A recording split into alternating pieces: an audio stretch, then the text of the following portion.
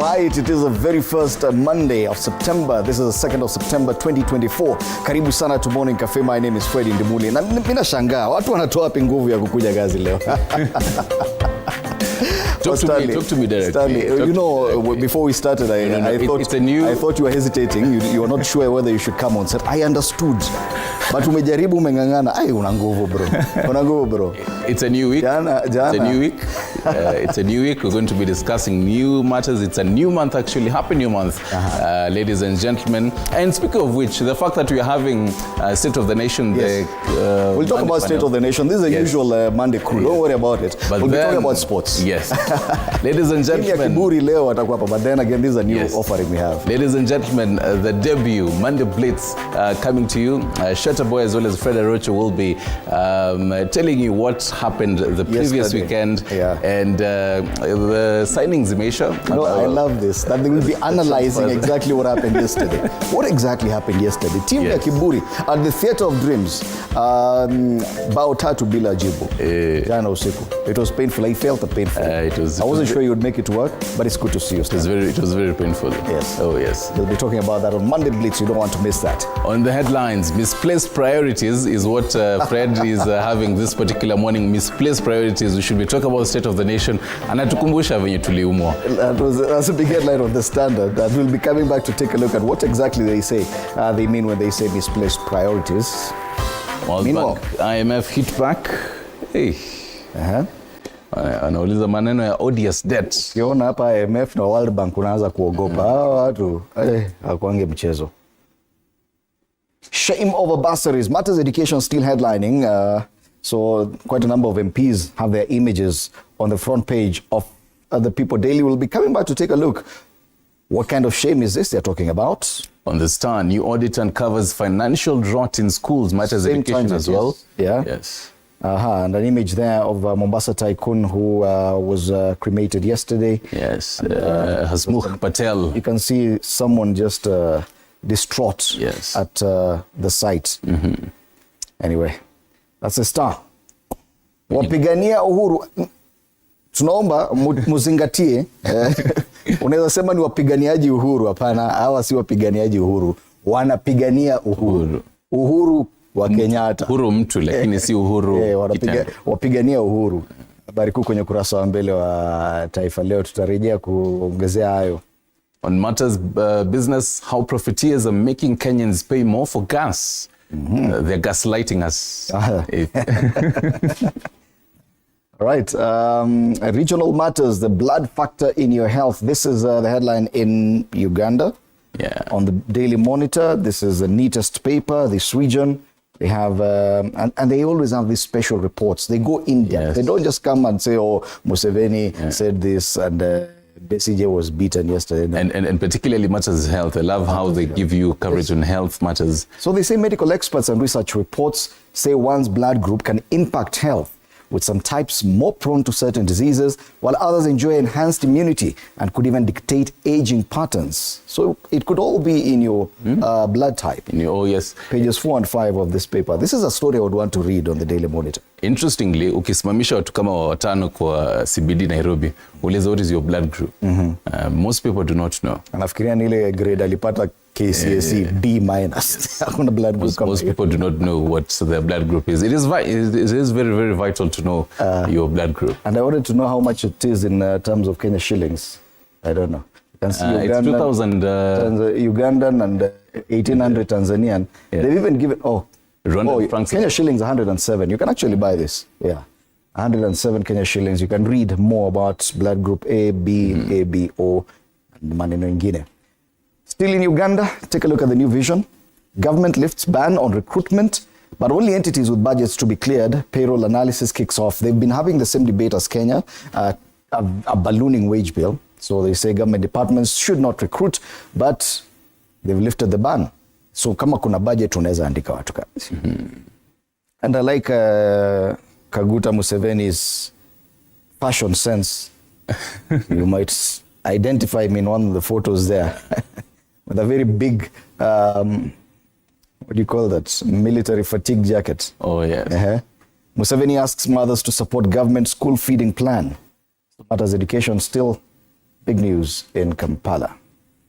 In Tanzania, a very, very clean page, front page of Gazeti. Relatively clean. Yes. Comparing to other days, ladies and gentlemen, it's always a very busy headline. Ni kama wao watch Morning Cafe and they realized, ndugu zetu pale Kenya wanasema tumeandika habari nyingi sana kwenye kurasa wa mbele. Hiyo ni taarifa 4 au 5 peke yake.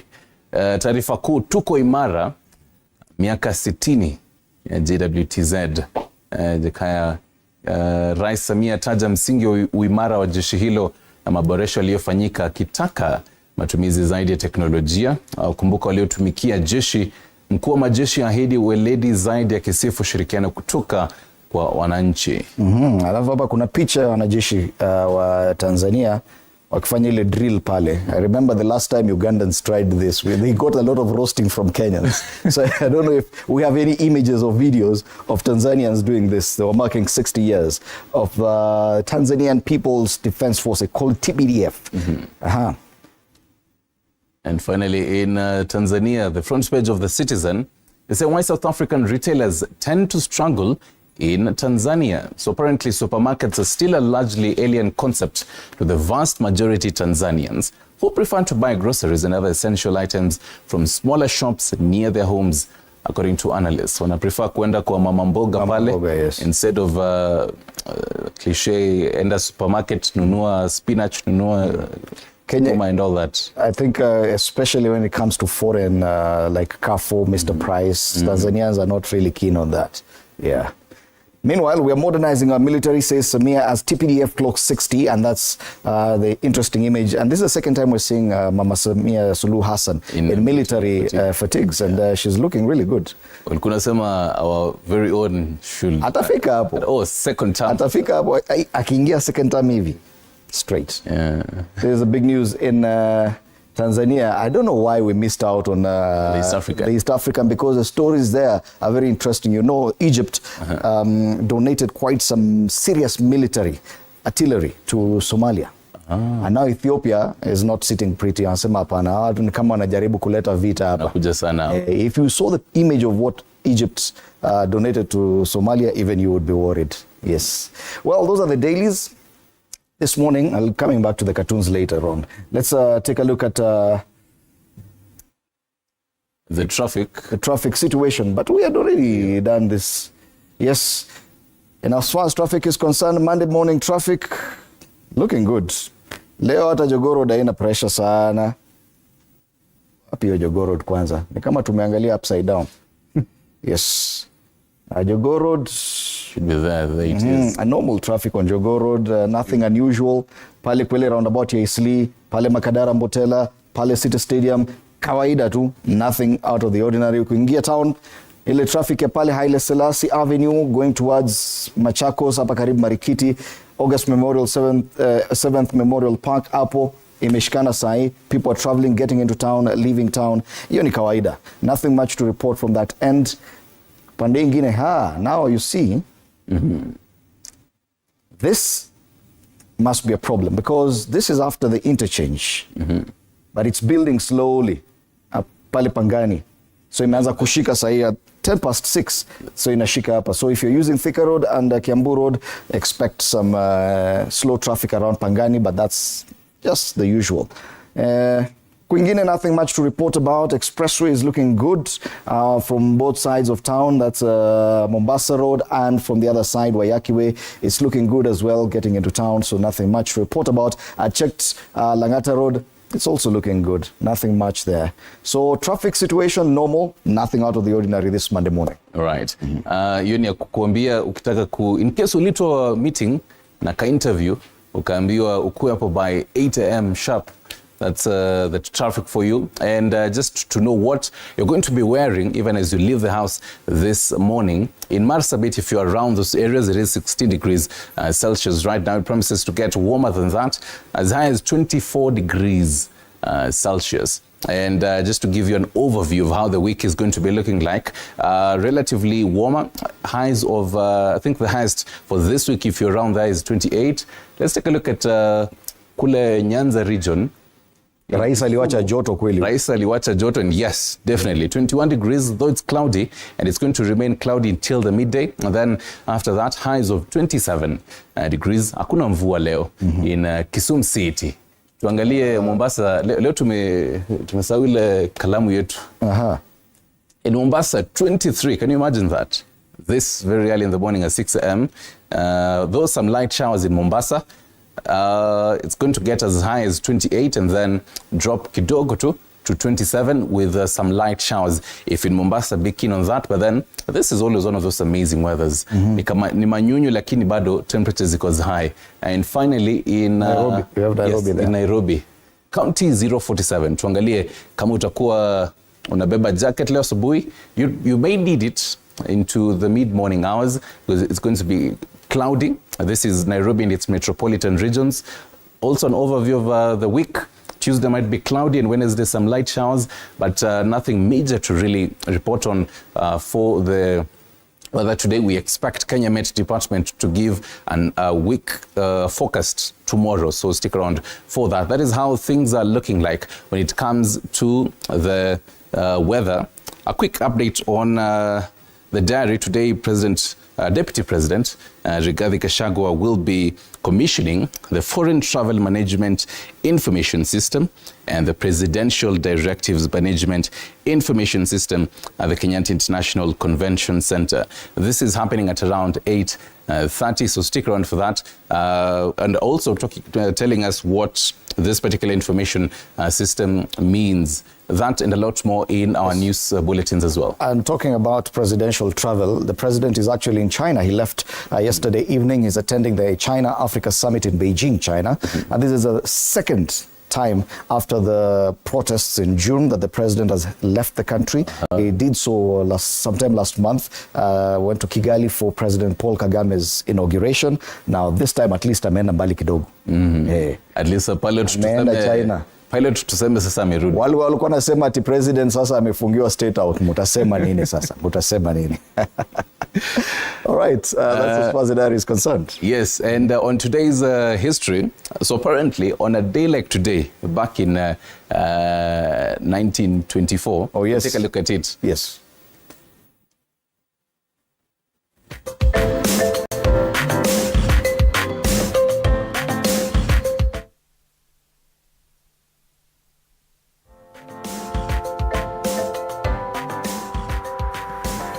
September. On September 2nd, 1945, Japan formally surrendered in ceremonies aboard the USS Missouri in Tokyo Bay, ending World War II.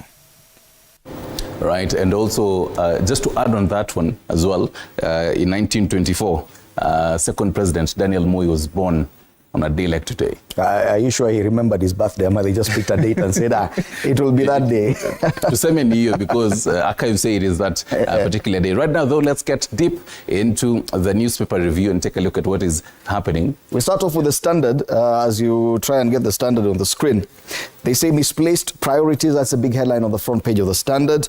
Tough days. The country faces a myriad of problems, from the teacher strike that is threatening to derail secondary school national exams, to a jittery Gen Z youth who are calling for good governance, to the imminent threat of the Mpox disease. However, the president and his executive are busy politicking. We tried to have this conversation on Friday with my panelists. Ni kama wako wanashika. Hizi headlines zinasema tu Raila, Ruto, Raila. Yet there are so many other issues we should be talking about. So and the Standard has actually captured the same. And I love the fact that you drew a comparison to original papers when Uganda, they're talking about some serious stuff. Health, employment and stuff like that. They're not giving too much seriousness to Museveni. In Tanzania, they're having elections come November, yet they're not really having Chadema party and all that on the front pages. But in Kenya, you might think we're actually 2 months away from elections. Yes. But at least the Standard has finally captured that line of thinking. And they have images there of different problems facing the country. On one side, protesters, a young protester marches on Moi Avenue in Nairobi pushing for good governance. On the other end, teachers led by KUPPET officials protest during their nationwide strike. Yet the picture in the middle has President William Ruto addressing a crowd after inspecting Masinde Muliro Stadium in Bungoma County. Yes. Hiyo ndio hali ambayo tuko nayo hapa Kenya. Pale chini, the Standard continues with the serialization of Manu Chandaria's book. Today we're talking about his encounter with Queen Elizabeth. The book is titled Success to Significance. Elsewhere, hire school buses at your own risk. A judge has raised issues with legal and financial risks associated with hiring out school buses for weddings, funerals, in the event of an accident, because the kind of insurance is also very different. Hiyo ndio kitu watu hawajaishika. Shule zikifunga kila mtu unaona, you just see yellow buses moving around zikienda Rurashio.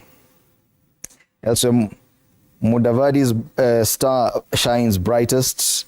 Prime Cabinet Secretary has been thrust into the limelight courtesy of political differences between the president and his deputy in recent diplomatic campaigns. Pale juu, more highlights. Opinion split on Kalonzo's role as opposition head. This is one of the big discussions. Who replaces Raila as the head of opposition? And who gets to fill in the big shoes?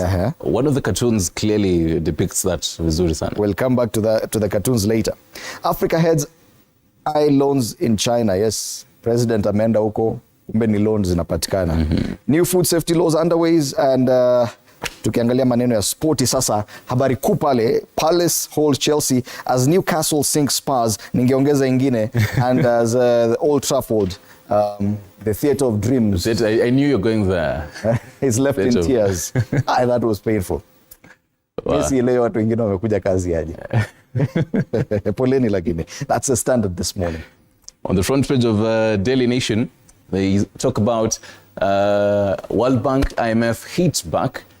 They're asking, is it matters odious debt? The World Bank and the International Monetary Fund, that is IMF, have for the first time confronted damning accusations of reckless lending to Kenya, even as their rebuttals are disputed by audits and budget reports. Coverage is on pages 2 and 3, and they give a chronology of events from the 30th of March all the way to the 23rd of June, and the stock of public debt. The front page of Daily Nation is quite busy today. That means there are quite a number of headlines to take a look at. Let's start off on the left strip, because there's going to also be a big conversation even for State of the Nation. First off, they're asking, is Raila a double agent in Gachagwa's Nyanza popularity? And you remember last week, on Friday, ilikuwa Raila Ruto. Tuone later kuwa nini. They say Deputy President Rigathi Gachagua has stirred political waters by making a strong show. And he accompanied President William Ruto in the just concluded tour of the region. And many people had expected that he would get a cold or lukewarm reception, but he got a thunderous one. Everywhere he went, people were demanding they want to be talked to by Rigiji. Kwanza uliona ile ya Kondele, yes. Yes. Hey. Well, he had a good show. Yes. He had a good show. Other conversations, Hasmukh Patel's final farewell. Into other matters, too hot to handle high-profile cases DCI seems unable to crack in matters investigations. And something else that is going to also be a big conversation this week, Kuppet digs in on strike as it demands teacher promotions. More coverage is on page 8 of that. Let's flip to the back page. Stars coach Firat shows his hand. Talk about matters Harambee Stars and the preparations for the 2025 Africa Cup of Nations qualifiers. They were having media engagement yesterday. And stick around for more details. There's a story pale chini. On the back page of the Daily Nation, they actually before that, prominence. Manchester United humbled as Diaz double helps Liverpool humiliate their rivals. 2 goals from Luis Diaz and 1 from Mohamed Salah helped Liverpool stroll to a 3-0 victory at Manchester United in the Premier League yesterday. Lakini zikawa ni wanoma, so wangefunga 4. Wangefunga 4 tuone.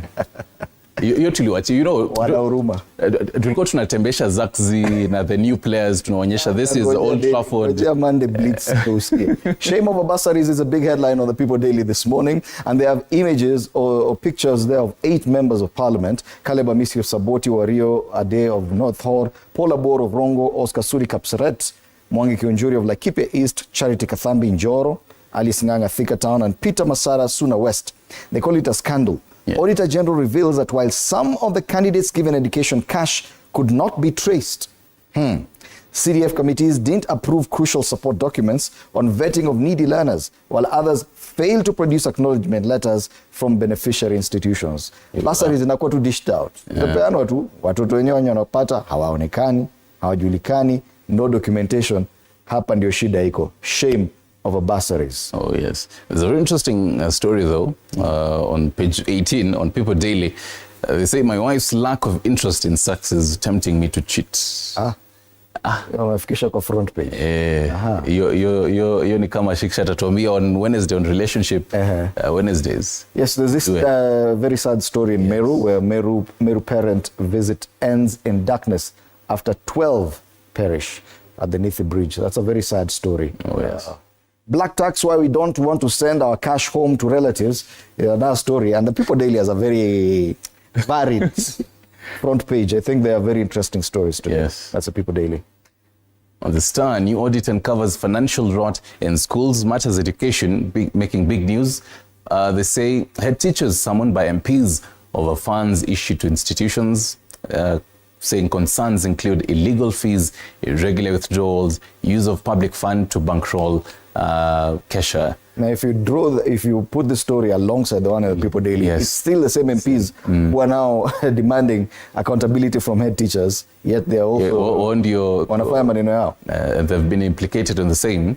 Other conversations, well, the photo of the day, nicely put, the Mombasa Tycoon remembered as a true face of humanity. This was happening in Mombasa. And this picture, yes, this photo, I think this is a very brilliant photo because the cameraman managed to capture this gentleman on a wheelchair. This is just some of the beneficiaries of, his name is Hasmukh Patel, yeah, who was cremated yesterday. And the sadness on the face of this gentleman just tells you the story of what that man meant to them. And the fact that the photographer could manage to capture both events.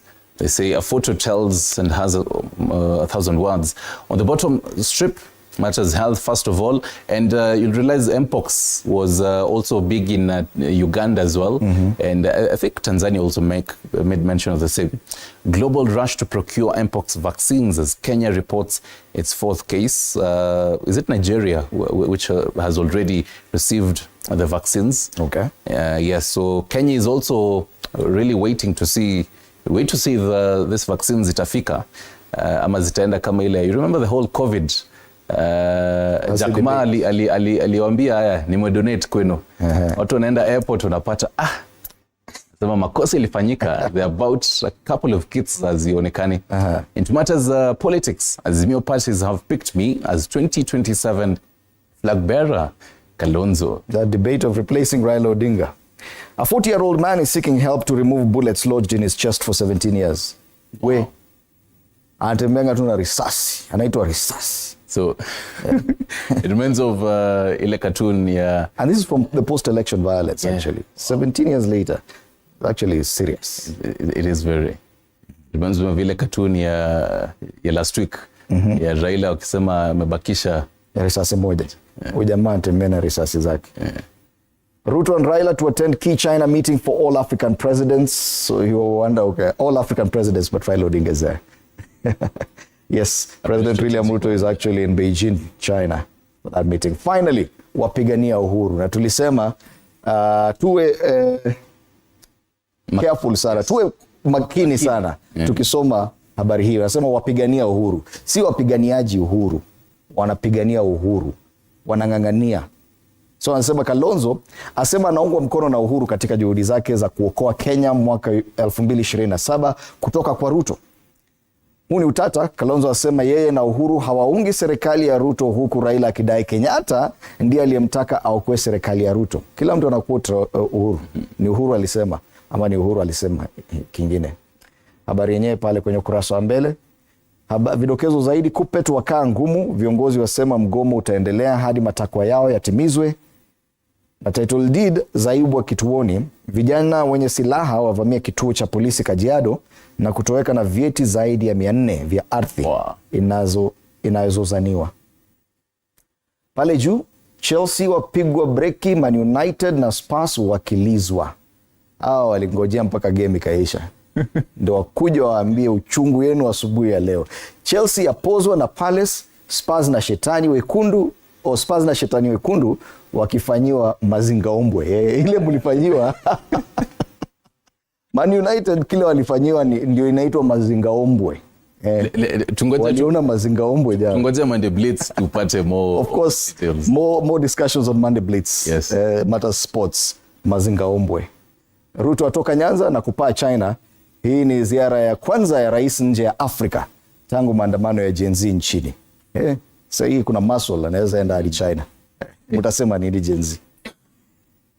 Finally, business. And how profiteers are making Kenyans pay more for gas. So get this, they say Kenyan households are spending 881 Kenya shillings more to buy the 11 kg cooking gas due to lack of competition in the importation of the commodity, a new government-backed report reveals. I talk about consultants' fault, lack of open importation tender, and traders are smuggling cheaper LPG from Tanzania.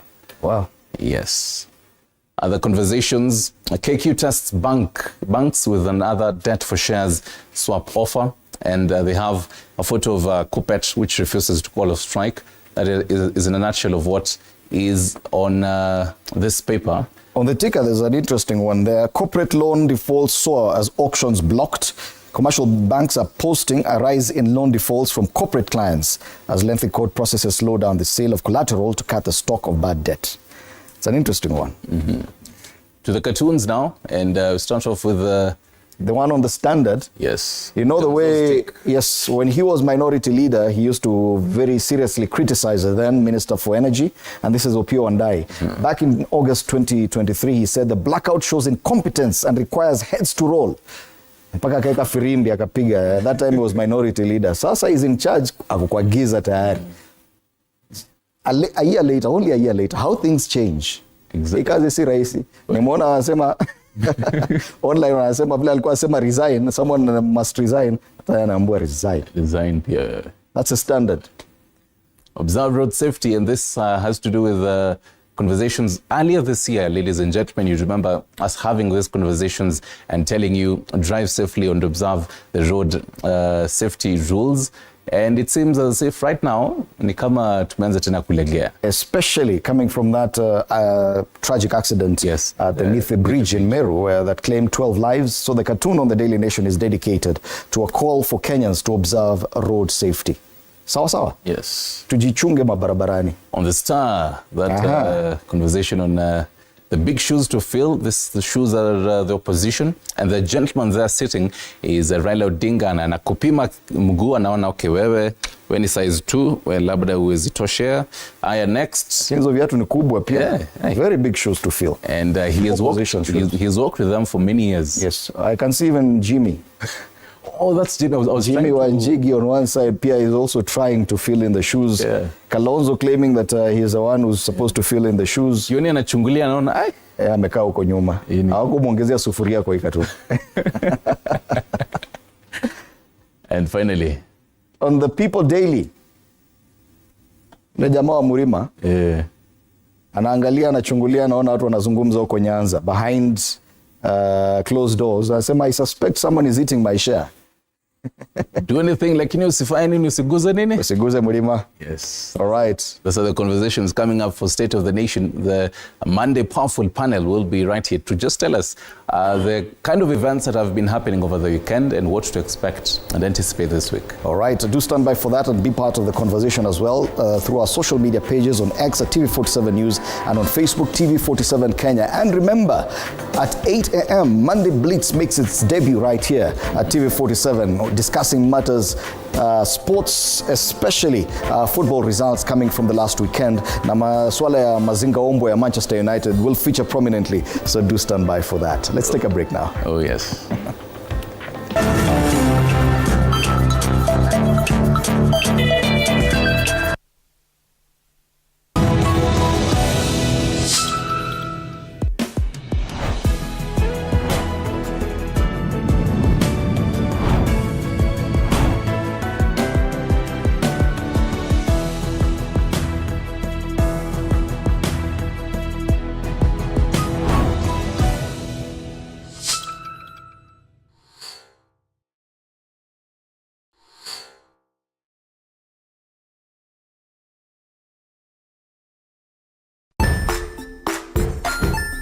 Hey there, friends. Welcome to Kids on the Block, where fun and imagination come alive.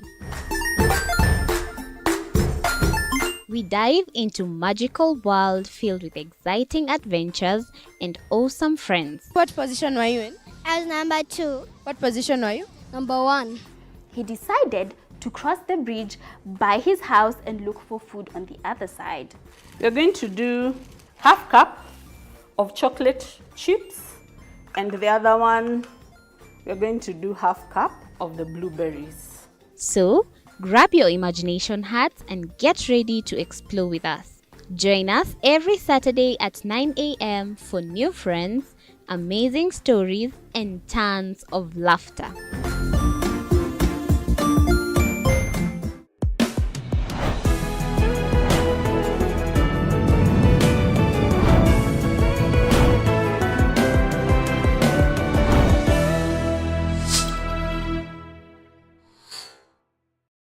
Join us as we explore the journeys of those who defy the odds and break barriers. We dive deep into the stories of triumph. Sometimes when parenting a child with a special need or whatever disability, family life becomes a bit complicated and you may end up raising the child on your own. Here, we inspire. I have a farm which one we showcase with other dyslexic youths and autism, how to farm. Motivate. It's never easy, but what we do, the best thing is to work with another parent who has an elder child than yours. And break through the barriers one story at a time. Push your boundaries beyond the limit. Saturdays at 8 p.m.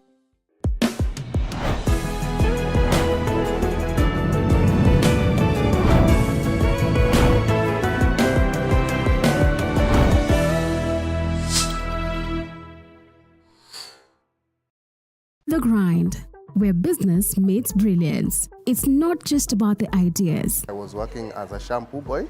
I used to wash clients' hair on the sink. It's about making them happen. From big wins. In primary school, when we would be asked what people want to be, I was categorical that I want to be a nurse. To hard lessons. The consoles change, the gaming equipment keep changing. We cover it all.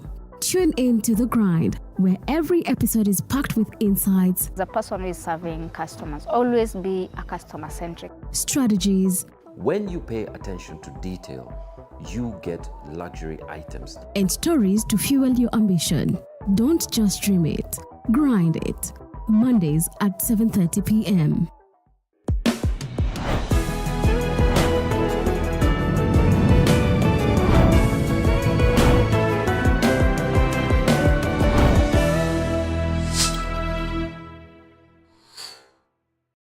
Jiunge nasi tunapoangazia safari za viongozi bora.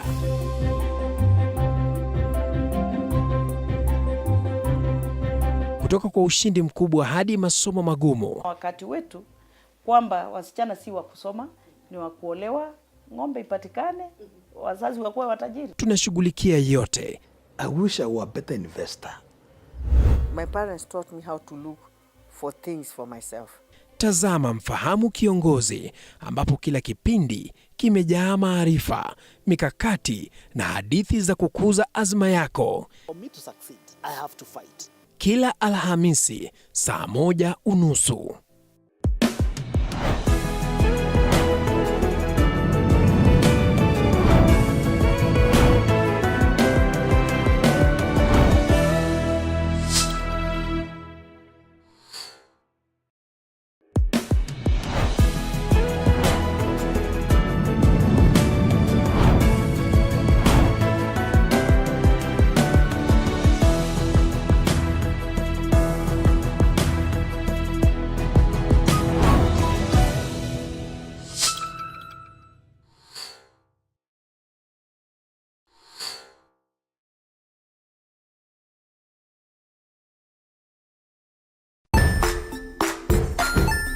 Hey there, friends. Welcome to Kids on the Block, where fun and imagination.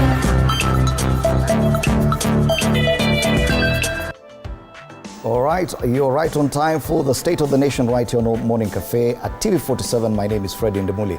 Karibuni sana as we take a look at the headlines this morning. Varied headlines being a Monday. The Daily Nation goes with the World Bank, IMF hitting back, simply responding to claims that they've been giving, or rather providing, odious debt to Kenya. Other highlights on that page is Raila, a double agent in Gachagwa's Nyanza popularity, the kind of thunderous welcome that the Deputy President received in Nyanza last week. Many did not expect. We'll be looking at that as well. Shame of bursaries. That's a big headline. Matters education on this front page of the People Daily. New audit uncovers financial rot in schools. Matters education, this is a star. Matters education still big on our front pages. But according to the Standard, this paper feels that we have misplaced priorities. We are talking about politics when we have so much more to talk about. This morning, a privilege to have in studio, beginning on my immediate right, Dr. Mombi Ngaru, who has served as a member of the East Africa Legislative Assembly and also served before that as mayor of Thika Town. Karibu sana. Asante sana, good morning. Yeah, karibu. Philip Kisia, leadership and governance expert, who also served at one time as town clerk of this great city of Nairobi. Karibu sana. We do have Samuel Pogisio, ICT minister in the Kibaki II administration, and also served as majority leader in the Senate in the 12th Parliament. Morning. Yes. Last but not least, Kipruto Rapkirwa, agriculture minister in the Kibaki I administration. Karibu sana. My pleasure. Do you agree with the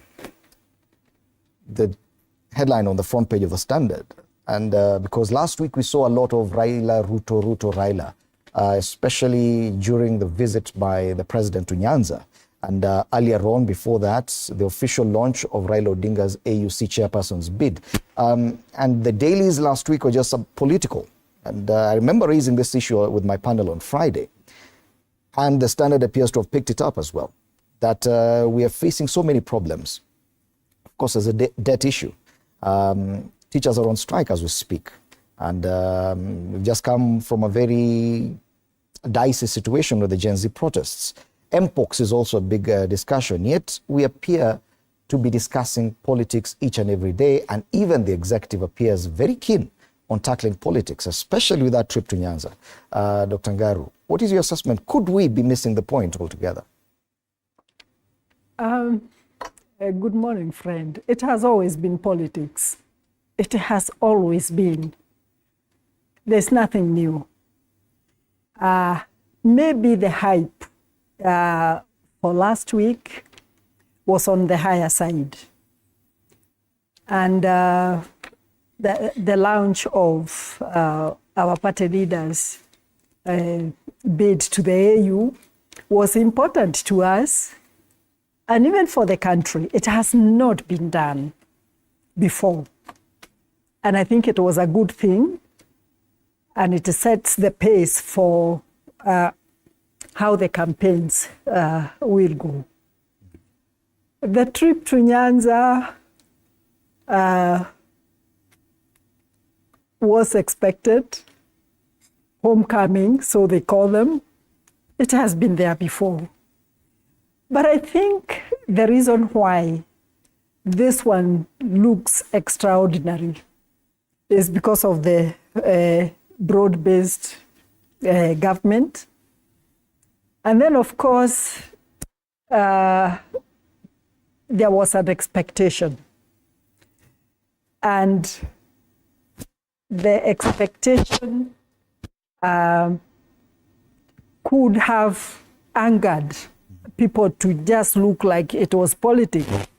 But people are now in shock that, especially the deputy president, was received in a warmth that is suspicious. Mm-hmm. Why are you calling it suspicious? I'm just putting it the way the way people are talking about it, because of the bad blood that has been there. And therefore, people were expecting fireworks. But then they are angry that it didn't happen. In fact, they are angry that Kimani Ichung'wah made comments that looked like, he was talking something that was not very good about what the deputy president had said before.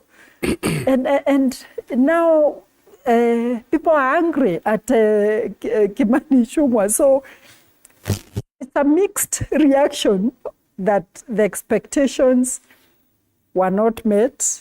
There is anger. There is what's going on here? Okay. And that's where we are. And we'll come back to take a look at what happened in Nyanza. But before that, we're still on this misplaced priorities tangent. If you look at our neighbors and the dailies, because we always take a look at some of the dailies, we sample newspapers in Uganda and Tanzania. And they always talk about very progressive issues, health, education, security on the front page. In Tanzania, they focus even more on infrastructure development, especially road and rail. In Uganda, they focus a lot on education and health matters. Yet, Uganda will have their general elections in 2026. Tanzania will have theirs next year. We are not set for elections until 2027. Yet, if you look at Kenyan dailies, you may think we are actually set for elections this year. Bwana Kisia, we, if you use that analogy, we clearly are missing the point. Fred, good morning. I mean, it is not about missing the point. That's a mirror of our society, our community called Kenya. That is who we are. So we're just reflecting who we are. We spend so much effort and energy on things that don't make sense at all. Okay? But again, that is an agenda that has been set by those in the political class. Okay?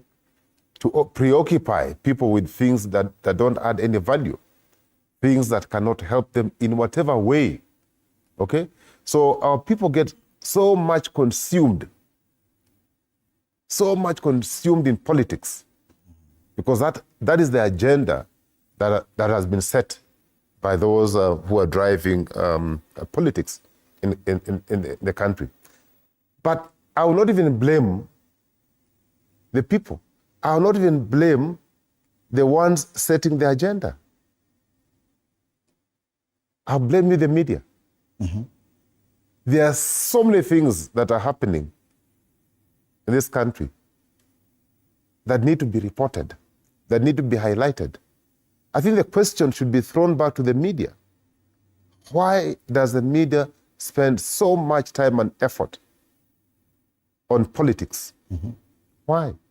Because you can decide to ignore and report other things that are happening in the society, but you choose. Actually, you are the ones who push this agenda very strongly. Because if you ignored, will they come and force you to report politics? Mm-hmm. I think that question is better and best handled and answered by those who are in the media industry. Okay. In fact, sometimes I get mind-boggled. I ask myself, why do we spend so much energy on politics, yet we cannot eat politics? Mm-hmm. Why can't we talk about the economy? If the economy is doing poorly, why can't we have that as a focus?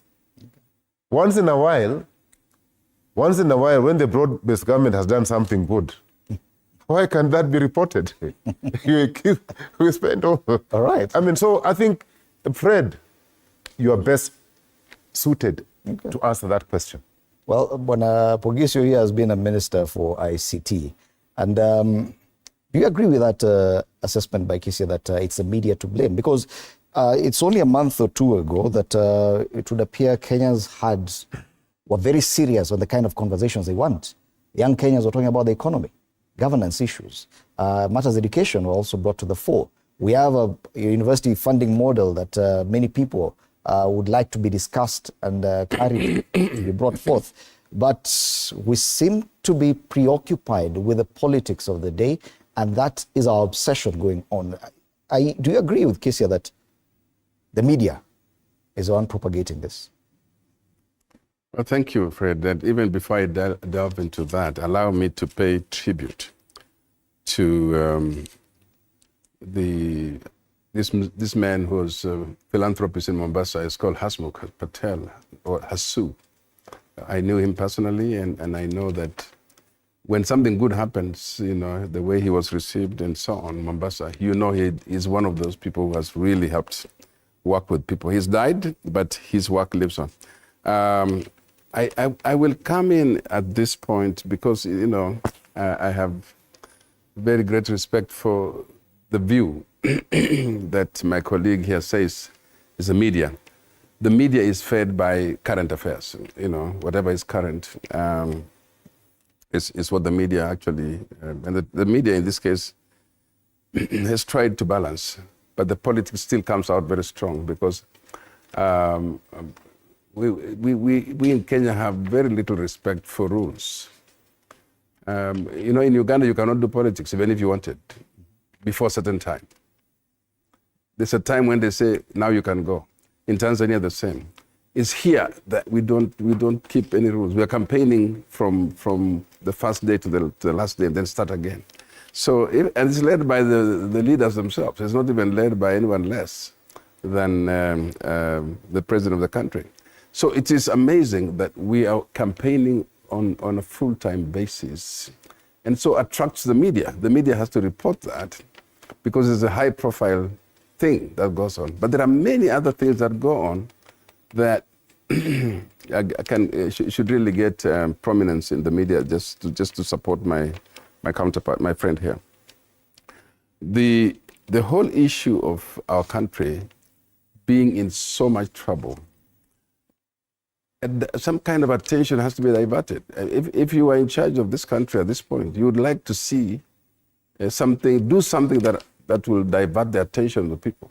I mean, otherwise the focus on people, if you focus exactly on our problems right now, you know, politicians will not really survive. Mm-hmm. They like to thrive on the possibility of taking your attention out of your problems and focusing on things like the broad-based government and things like that, which good for the country, but are you really not running away from the real issues? This campaign mode, which was in Nyanza, for example, it shows people are very excited, very happy. Are they satisfied? Are they fed? Do the children go to school? No, the politics has taken it over to excite them. And you can see how people can be excited in this country. Mm-hmm. Out of a political rallying. You would think that Nyanza has all their needs met by now. So you have to realize that politicians are good at that, at crafting a situation that takes attention away from your suffering, from your hunger, from your school fees, your school children not going to school, and putting your attention to where there's a bit of excitement, which is whipping the emotions of the people. After they have gone, like now from today, reality checks in. You know, and I saw even the deputy president getting very excited. He was reporting everywhere that he was received like a king. You know, his reception at in Nyanza, and he was very happy with it.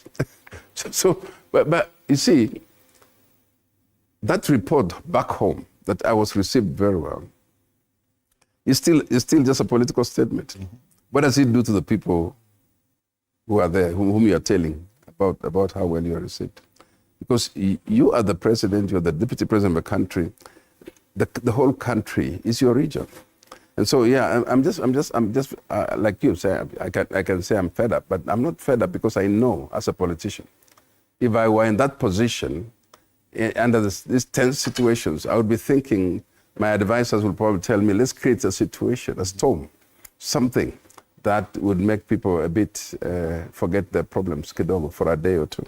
Yeah. And Barakirwa, it appears that has really worked. The political solution that President William Ruto managed to get for the crisis that this country was facing. It would appear that the honeymoon phase from that formation of a broad-based government still continues, despite the fact that there are serious things or serious issues that need to be tackled, including education, health, and others. And politicians may be lost in this honeymoon and continue in the same because it has provided some sort of comfort for them. That kind of excitement you saw in Nyanza definitely was something of a spectacle, don't you think? Well, Fred, thank you for the opportunity, and also let us appreciate the people of Nyanza. Personally, I was happy that they received the president very well.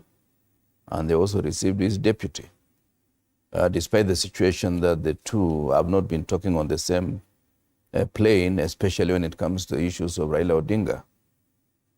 It's also important and instructive to note that the people of this country really don't have any hate against each other. It is we politicians who coin some of the terminologies and allow them to have some altercations which are quite unnecessary. But at the background of that, I was worried for the fact that Raila Odinga has been used now as a card for purposes of entering Nyanza, a situation that could not have been done 2 or 3 years ago. Worried for the fact that when you look at the scales of things, this AU position is yet to be won. And my worry is that we don't seem to be doing the right things for purposes of securing the numbers.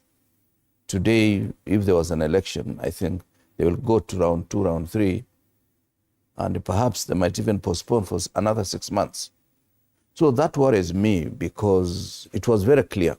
You launch Raila Odinga in Nairobi, then you dash to his backyard to take advantage of the clamor with which that launching of Raila Odinga's candidate took the country. While I would actually wish we win this position, not because of Raila, but we win because we've not had it since independence and since the formation of AU at that particular position of AU chair of the commission. The highest we've ever gone is through Erastus Mwenja, where we go to the position of vice chairman.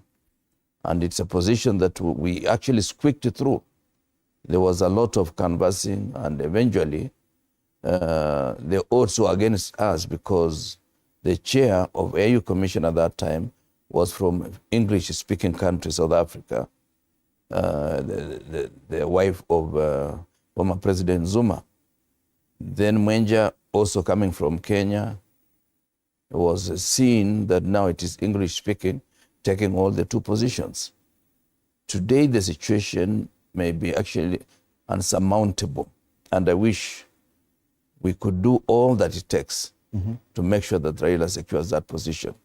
Otherwise, politics is normal because, you see, in this country, we play politics and we do the rest of the things. Even when you are planting, when you are harvesting, when there is rain, when there are floods, when there is drought, we speak politics. And it is useful. I think Kenyans are used to politics. And let's not take it away from them. They like it when it's like that. And you could see the excitement was really something palpable. If you are there, you would have also been happy. And I'm happy Rigji was able to acquit himself.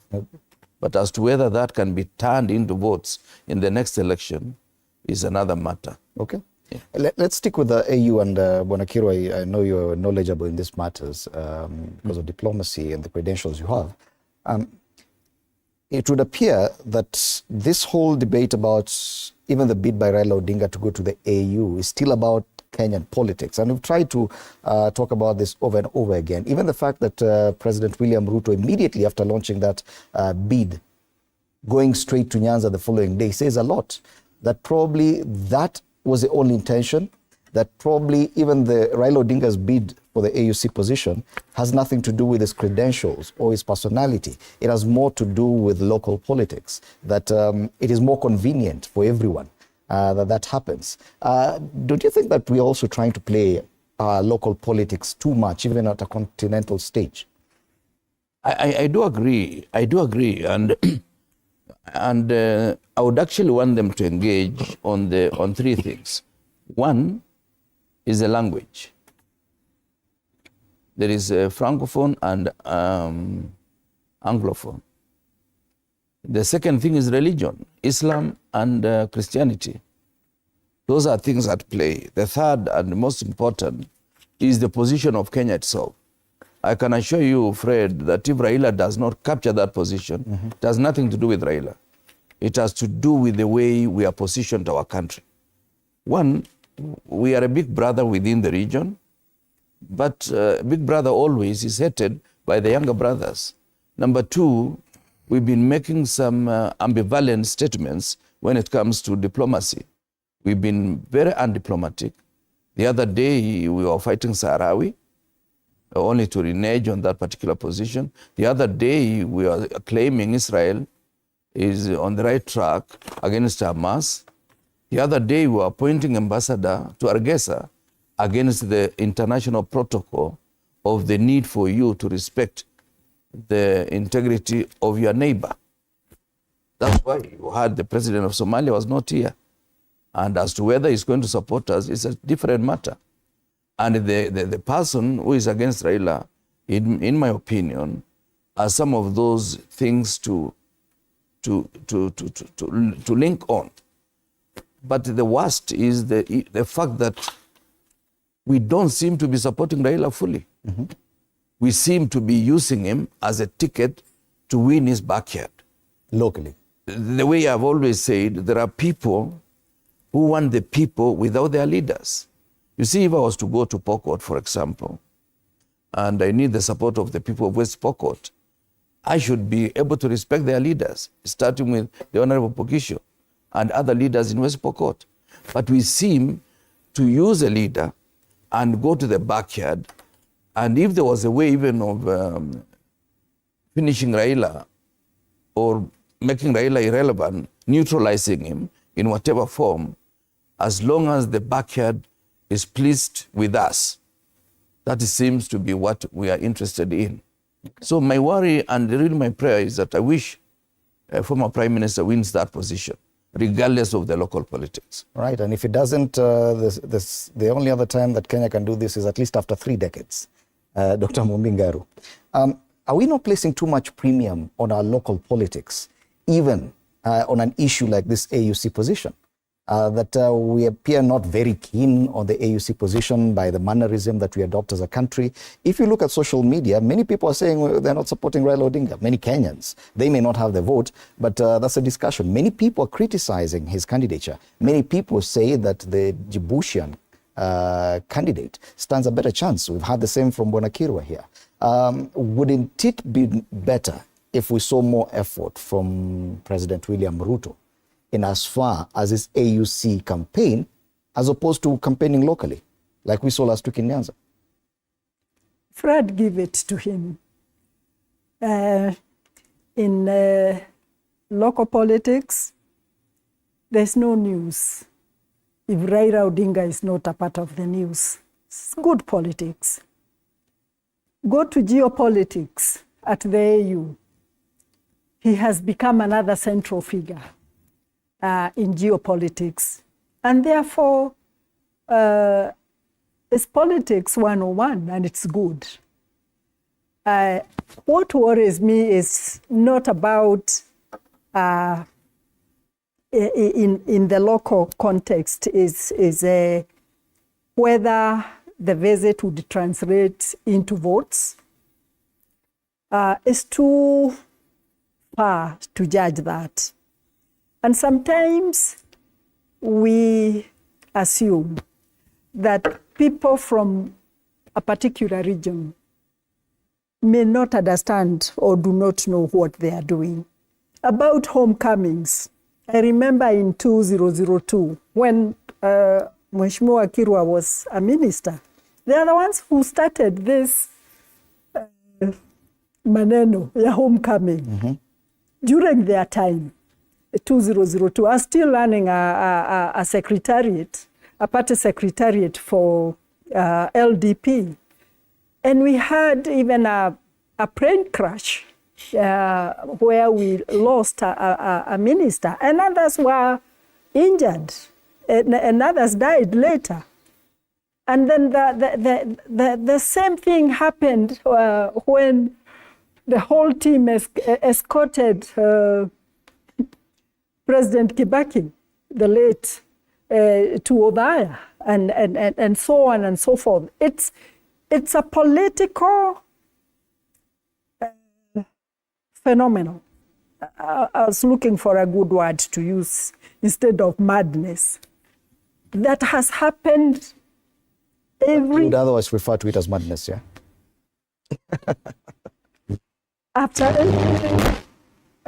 election, and it is a sad affair. I remember it happened even after the 2008, 2007 elections. We still have people being escorted to celebrate the coalition nusu mkate or something like that. So when I say it's okay that Nyanza had their time to celebrate 2 cabinet ministers in a broad-based government, let us not look at it like and concentrate the local politics and how it is going to shine out. On the issue of the AU's campaign that was launched by the head of state just the other day, I say it without any fear of contradiction. It's a good thing. We had Ambassador Amina competing against the person who is just exiting. And she was not launched in such a way. I was still at the EAC. And, you know, it was done like an individual country's project. But give the president his credit. He thought that's one of the reasons why Ambassador Amina may not have made it. Okay. But she tried and went up to the 6th round because the other East African countries were feeling like it's a Kenya thing. So it's a good in a way. Okay. And let's give credit where it is due. Okay. But hold that thought. Time for us to take a break. And it's also important to know that President William Ruto in his trip to China has Raila Odinga accompanying him as well. We are watching Morning Cafe. I will be back to continue this discussion.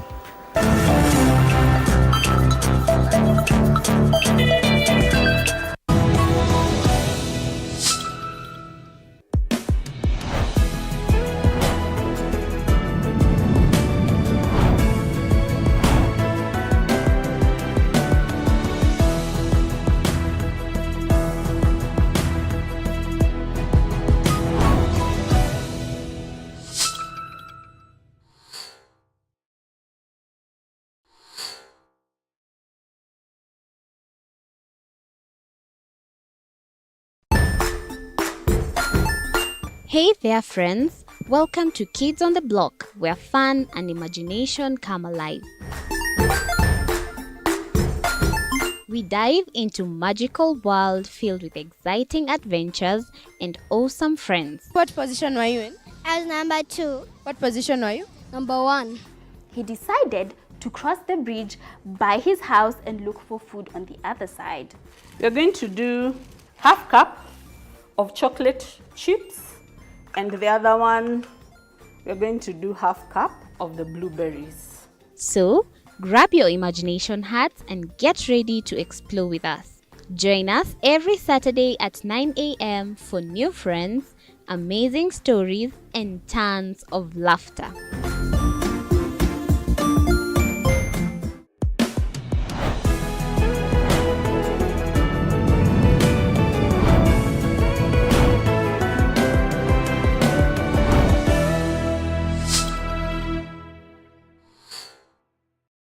Join us as we explore the journeys of those who defy the odds and break barriers. We dive deep into the stories of triumph.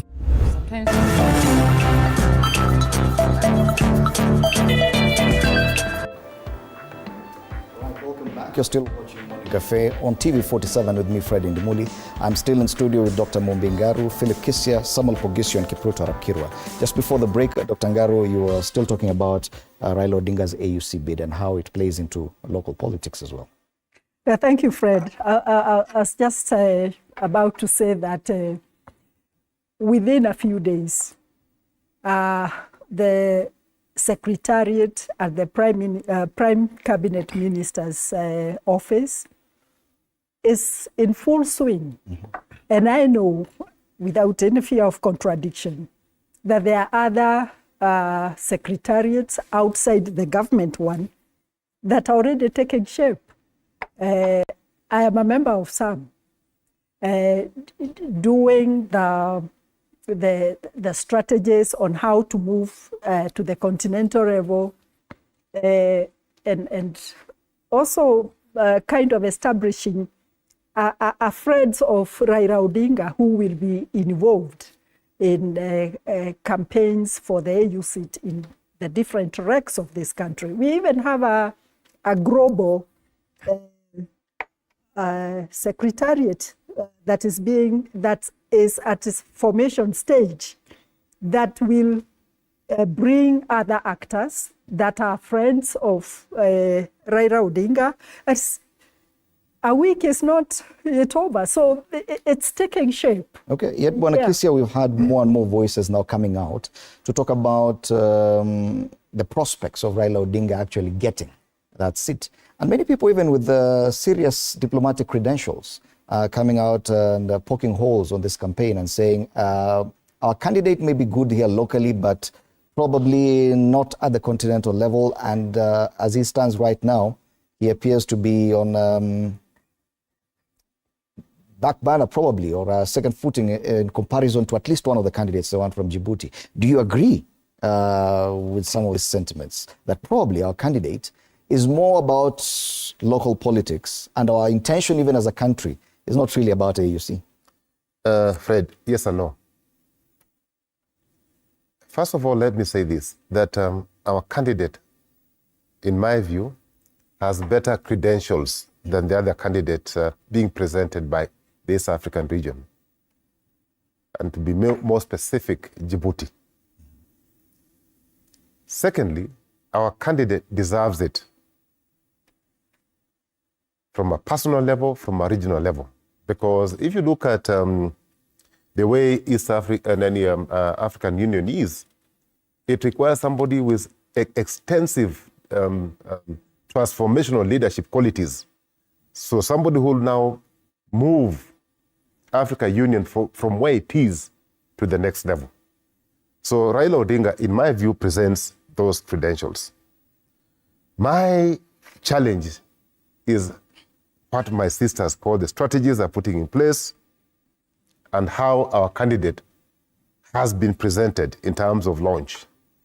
I think Kenyans are very excited about this thing called launch, presenting launch, which is okay, it's a celebration. But you see, this particular seat is not won through local launches. It is not won and cannot be won through social media. It cannot be won through holding homecoming parties in Nyanza. That is a hard reality.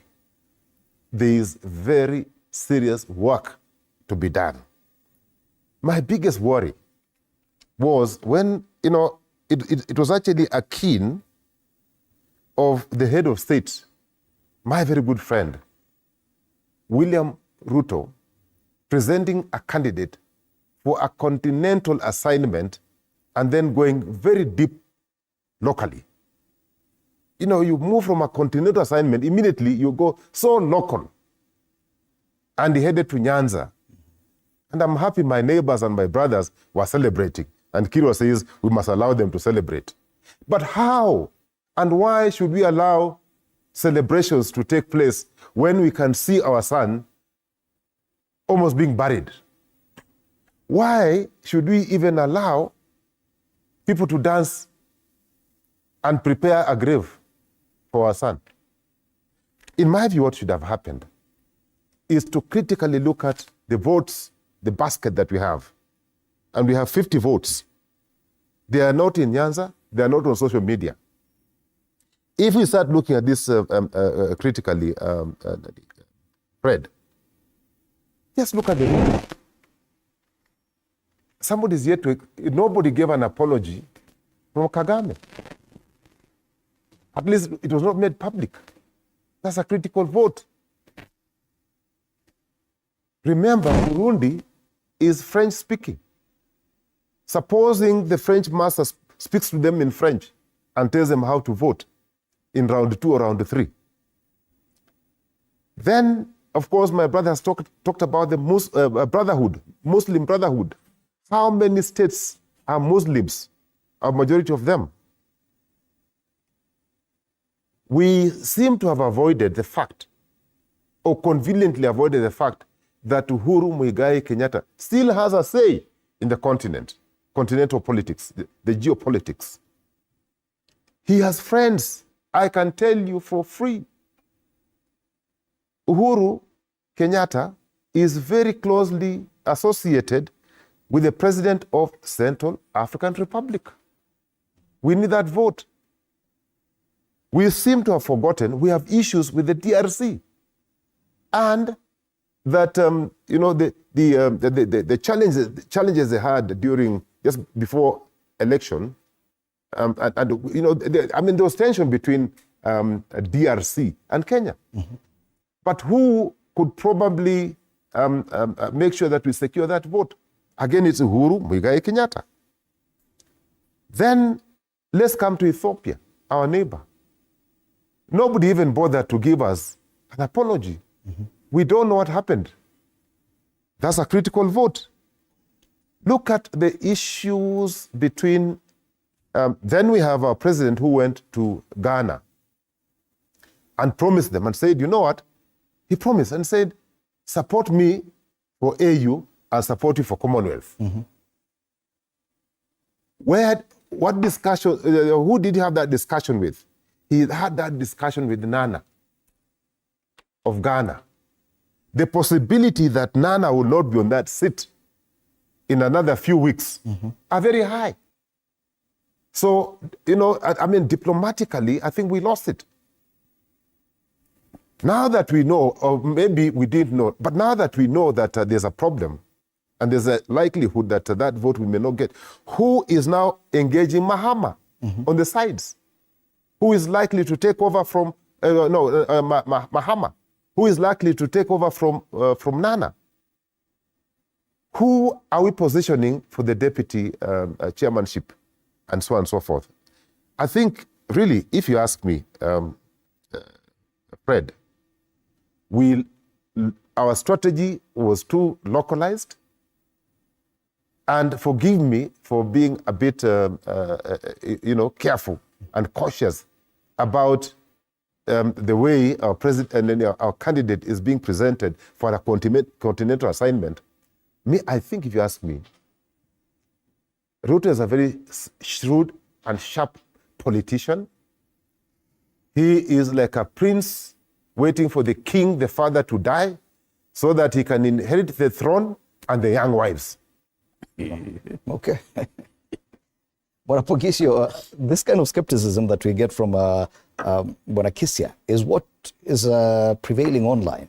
Many senior Kenyans, including senior lawyers, senior counsels, saying that it doesn't look good for a candidate. What do you think the problem is? Is it that we have localized this campaign or this discussion too much? We're just doing it simply because of how it will play out locally in our politics? Let me give the benefit of the doubt to the machinery that's being set up. That what we saw the other day was just the unveiling, was just the beginning of the process. Hopefully, and Kenyans have never done this before. I've not seen the Kenyan government participate in promoting a candidate like I've seen this one. So let's give that the benefit of the doubt that they are more serious than ever before. However, they still have to take advantage of the situation by having a weekend round of politics, and that needed to be struck while the iron was still very hot, and so that was dividend for that particular time. Hopefully now, because there's a trip to China, and they're going to meet more African leaders there, and of course, the campaign actually has started in earnest. So on that, I would say this: where we have doubts, we know where we have doubts, but here is our situation. The East Africa community is big, and we can start from there. the conference on the Great Lakes is part of us, and we can also use those associations. If we plan ourselves very well, we have the Comesa region, we can actually be part and parcel of so many of these things that our candidate could easily get those votes. I am very optimistic about Raila'S candidacy. And that's not to say we should take it for granted. I'm just saying I'm very optimistic. If the gusto, the energies put right now by this government continue, and the resources are availed, and the team is built around the candidate that's strong enough to meet everybody everywhere in the world and make sure that we have the support. Remember, the candidate for Africa, the chairman of Africa Union, is not only the interests of Africans. The global geopolitics, as my friend has said, is part and parcel of their interest. You know, this campaign, we could have it here in Africa, but superpowers will have a role in it. I mean, they will also determine whom they want, and if they have interest, they can actually influence our politics in Africa. So I'm just saying that as we watch, let's make sure we get our alignments correctly. Our campaign strongly designed so that you have the right people going to right places and to the right people. Does anything concern you so far that probably the conduct of even the president or any other person in as far as this AUC bid is concerned has not been as you had expected probably? Well, like I said, I mean, we are simply at the very beginning of this process. Mm-hmm. We should be able to call people like that when we start getting into serious campaign mode.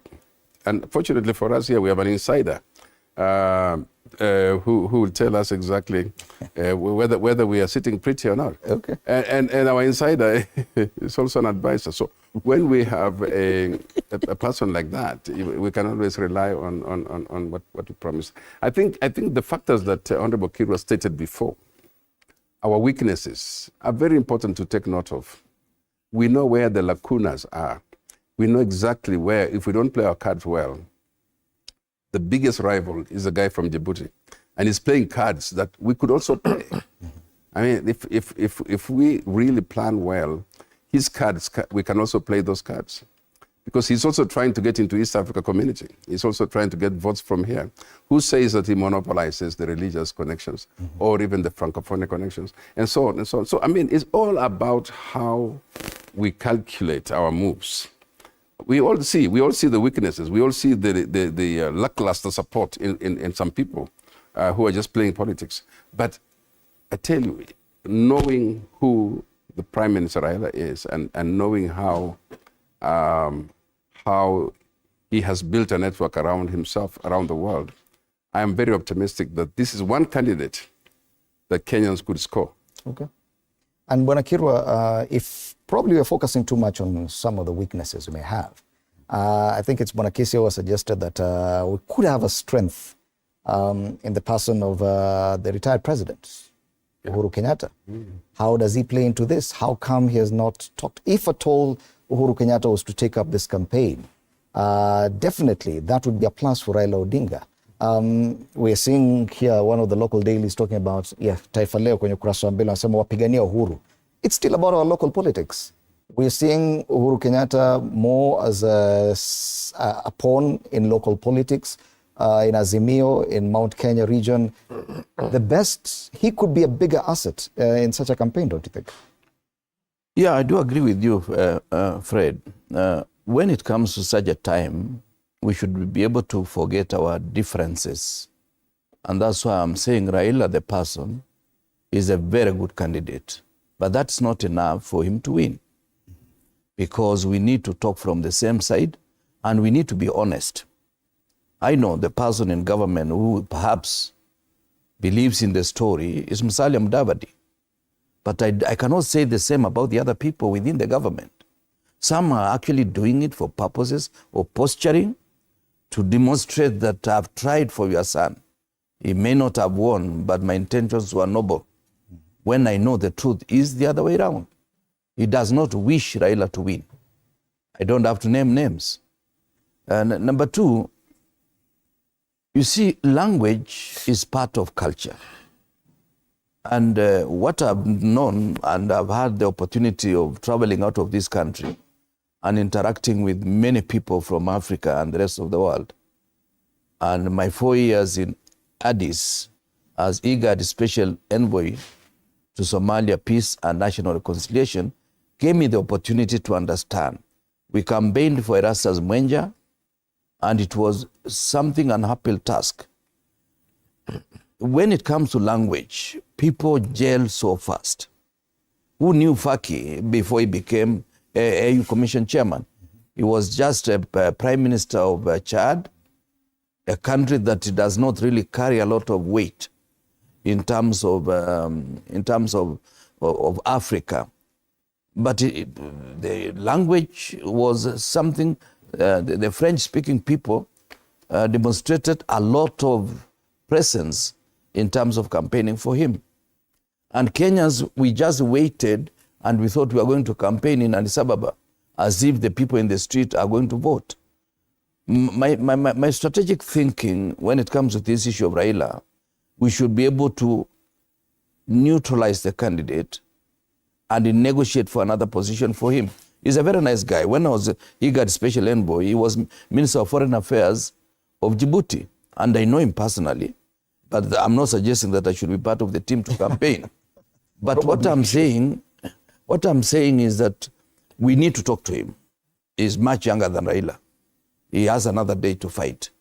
We can negotiate for him to be a commissioner. And you know what negotiation means. We just need to meet the head of state, Omar Gele, and deal with the issue of why don't we do this, so that we can be a commissioner for peace and security, which is a very serious position. And perhaps another day he has a chance to scale to another position. So my worry is that we seem to be campaigning here and demonstrating to the rest of Kenyans that we are doing it for Raila, while deep in my own understanding and in knowing the people that I know, they don't mean well for Raila. What do you make of Uhuru Kenyatta's silence on this matter? Because he's not been invited. If you are not invited as an elder, when you have a ceremony at your home, and I learn from a neighbor that there is a ceremony and you have not invited me and a man that I believe have the requisite credentials to get direct invitation from you, I will not just get crushed. I will have to wait until I'm invited.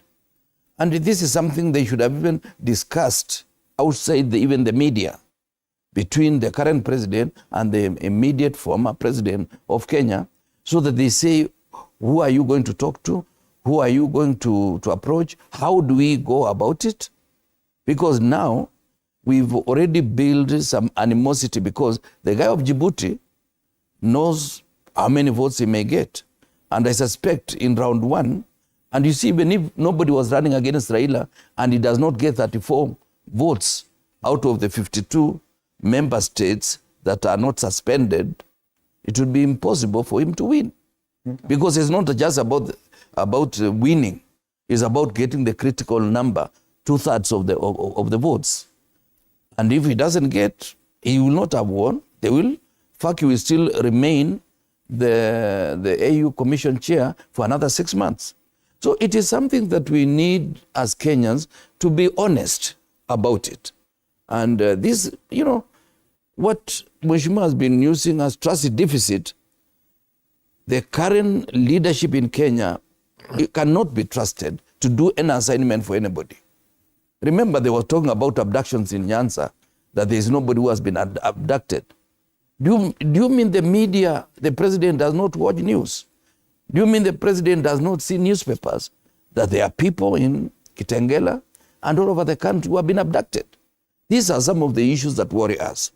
President Ruto would want to be believed, but he's unbelievable when it comes to issues like that. Using the emotions of the people, that did you hear anybody was abducted? And people said no, because they did not want to disappoint him. So that is the man who will campaign for Raila?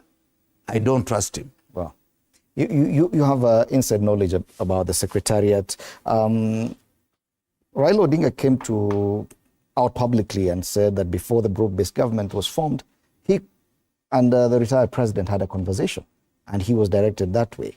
definitely meaning that Raila Odinga respects advice and receives advice from the retired president. On this one, on the AUC bid, has there been any input from the retired president, and how come he has been that silent? Fred, I'm constrained to discuss some issues in a forum like this one. Mm-hmm. But I know a lot is going on behind the scenes. I will not purport to speak on behalf of my party leader, but just the other day I said they are in a league that we don't belong. And therefore, talking about him and the retired President Uhuru Kenyatta and the current president, whether there was an invitation or not, is beyond me. But I know so much is happening behind the scenes. We have not brought ourselves to the level of diplomatic maturity that was displayed by, for example, retired President Kikwete when he was called to address at the lounge. Mm-hmm. And he stated, you know, he's a part of his president, he's a part of the presidential delegation. Mm-hmm. And therefore he has come to support his brother. They are friends for a long time.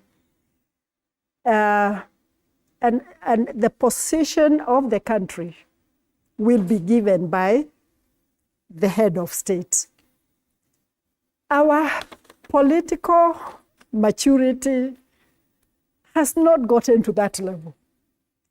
And that's why I'm careful, because there are 2 or 3 things I know, because you happen to be a spider on the wall, that constrains me. Mm-hmm. To say, no, they are talking, there was invitation and all those kind of things. But Fred, I will confirm without any fear of contradiction that in the last, it happened on Tuesday, between Wednesday, Thursday, and Friday, the behind the scenes background of even looking for persons that will handle French-speaking, Agro-speaking, the religious, you know, caucuses and global networks. Those are things that are taking form even now. But it would be very immature of me to, to talk about it here in the spirit of, I know it's not right. Mheshimiwa Kirwa knows that behind the scenes, behind those things that are happening at the regional level, the Rex, the continental, even the president taking my party leader to China is a part of the agenda. Mm-hmm. And I would want to calm my doubts. You know, Honorable Kirwa is free to say how he doesn't trust. You will not trust. But being in office, I have to calm my nerves. Trust. On that trust issue and deal with it in a diplomatic way, because I could also be spoiling the broth as a you know. So there are things that are happening, and I want to join the thought of Waziri Pogiso, that our candidate is the front runner. There's no doubt about it. And there are derogations. Let me just use that word. Some of them involving retired President Uhuru that are talking to people who I cannot talk to. Or so he is in support of this bid. Let me just remind because there have been questions online on whether or not he actually backs. I will remind you something that was in the social media a long time ago, that even before my party leader came out as one of the contenders, it was always mentioned it is him and Uhuru Kenyatta. It was him and Uhuru Kenyatta. And I remember telling you there was a third candidate here. I am reminding you because we discussed it here. I told you there was another candidate. And somebody else confirmed there was a third candidate. I will say this without any fear of contradiction, that it is President Uhuru Kenyatta who traveled to Tanzania, okay, to confirm that he's not a candidate, his candidate is Raila Odinga. And the retired president, Kikwete, was called by the head of state. And they said they are going to leave it for Raila Odinga. So if you start from there, what else do you really must Uhuru Kenyatta be reporting to us that now he's seen this president, he's seen the other one? It is not right. Okay. It has been happening. He's been doing it behind the scenes. And I let the credit be given to what he is doing behind the scenes. Okay. It's happening. Bwana Kisia, Uhuru Kenyatta definitely is of relevance. Between the two gentlemen on the front page of Taifa Leo, that's Kalonzo Musyoka and Raila Odinga, each claim that Uhuru Kenyatta is on their side, even on the leadership of Azimio, even in the succession politics of the opposition in Kenya. Questions arise about his position on so many things. We've not had a president or a retired president who's been so silent and this absent from what's happening locally.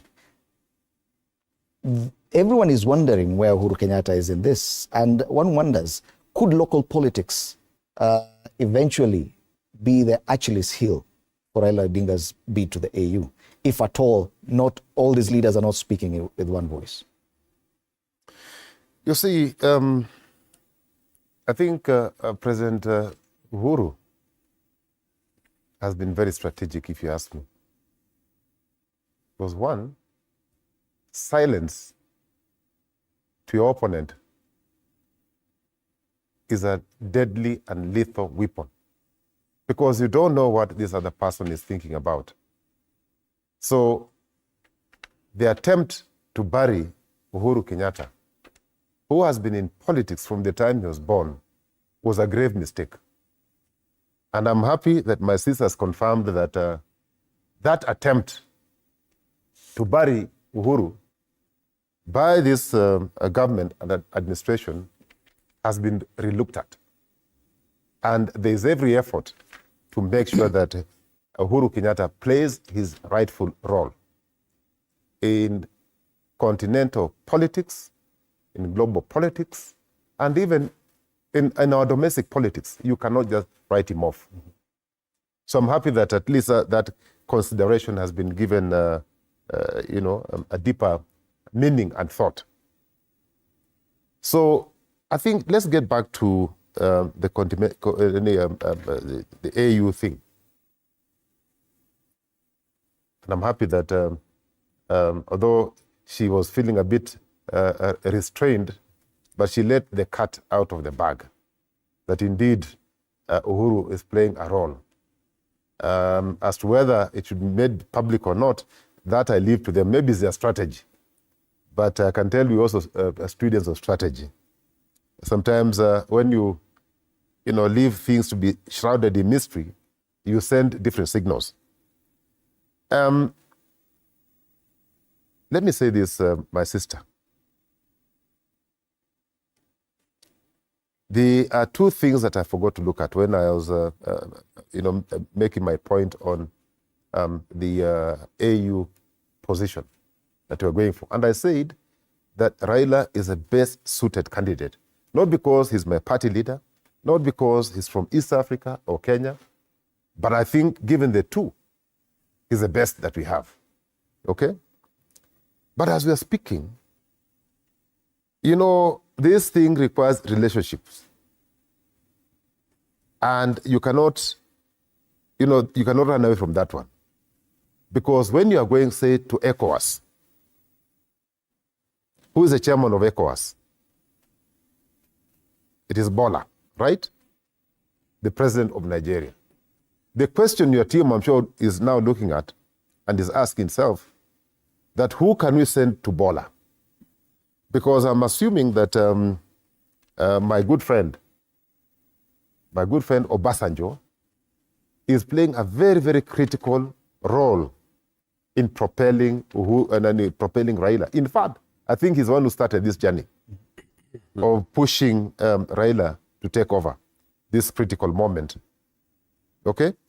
But again, the question that we'll ask ourselves is that what is the relationship between His Excellency Obasanjo and Bola, the current president of Nigeria?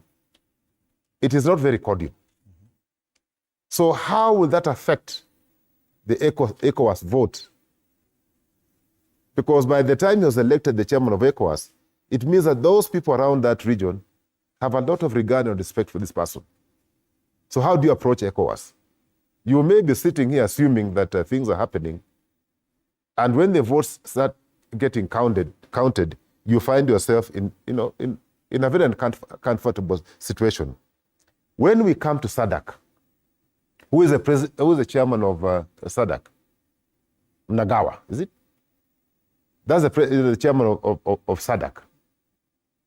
Now, I don't really think that when you look at the SADC region, the vote that I'm so 100%, again, because of the relationship we have with the head of state. We have a very cordial relationship with Cyril Ramaphosa.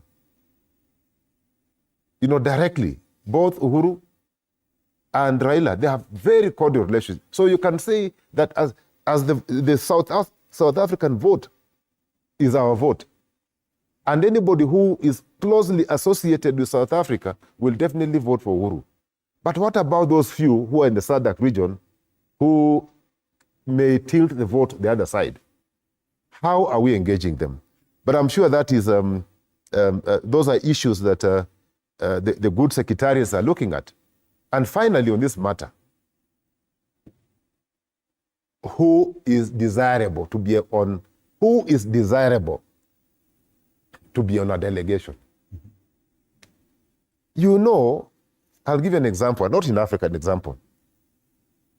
If you have a delegation and you're going to a place like Singapore, or you're going up to a place like Malaysia, and you have two corrupt individuals in that delegation, you will not be received very properly.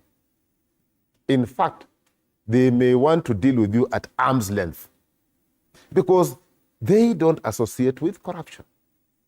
I'm just giving an example. I didn't want to go to another example that will make the program untidy. But the point is, if you have a character who is not desirable, avoid that candidate. Or you must avoid that person. You must plug that person from that delegation. It may be your friend, a very close friend. But because he or she is not desirable. Do you think there's some people who are not desirable in... I am just saying that's one of the things that you must... Just a yes or no, I won't ask you who. I'm just saying that those are some of the things that you must look at. Okay. But Pogisho, your take on President Uhuru Kenyatta's involvement in this, is it even necessary? Well, very, very important. First of all, let me also just add a little bit to what Philip has said, because he's trying to give a bit of advice. And he's very committed to this particular, because he likes his candidate. He says this is the most qualified candidate. But it's true, when it comes then to appointing the people to help with this thing, I think you just have to be extremely careful who accompanies you, whom you send, and things like that. And I think that's what he's just trying to say. Of course, there are some undesirables. You will not name them, but they rush to the front to try and be the ones leading, and they'll take. They're not. But let me just come back to what you asked about. The retired president, Uhuru Kenyatta, is a very influential person in Africa today. Serving 10 years as president of Kenya, and before that, serving various positions. And then as a family, they're well connected internationally. And his roles in business and so on puts him in some positions that are well beyond politics, and connections that are well beyond politics. So I would rather that you are sure of his support, and that he's in your corner, and unreservedly. And I think that's what I'd like to see more, that he does. And I believe he is, and that he's going to, for a Kenyan cause, I think that the retired president is very much on board.